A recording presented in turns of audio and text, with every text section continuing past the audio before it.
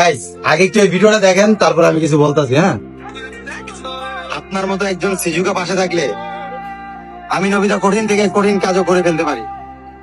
আজকে আমাদের দুজনের জন্য সুন্দর একটা মুহূর্তের দিন। এই সিজুকা হ্যাপি অ্যানিভার্সারি। আসলে guys, এখানে কথা হচ্ছে আর কি, মানে আর কি কালকে না পরশুদিন মনে হয় আমাদের অ্যানিভার্সারি গেছে।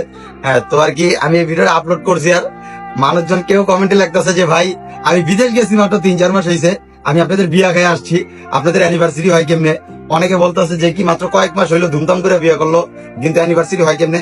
তো আসলে আমি কিন্তু আমার বিয়ের সময় বলছিলাম যে আমার বিয়ের সব ভিডিও দেখছেন, কিন্তু আপনারা কবুল বলার ভিডিও দেখছেন, আপনারা কবুল বলার ভিডিও দেখেন নাই।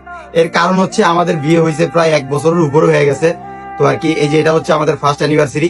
তো আমরা কিন্তু মানে সংসারও করছি, শুধুমাত্র 3-4 মাস আগে আমরা শুধুমাত্র অনুষ্ঠান করছি। এটা আমি বিয়েতেও বলছি, কিন্তু আজকেও আবার ক্লিয়ার করে দিলাম।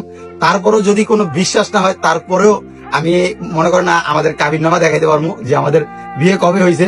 ভাই তারপরেও কনফিউজ করেন, আসলে আমাদের বিয়ে আরো 1 বছর আগেই হয়েছে, আমরা জাস্ট অনুষ্ঠান করছি 3-4 মাস আগে। ভাই ক্লিয়ার?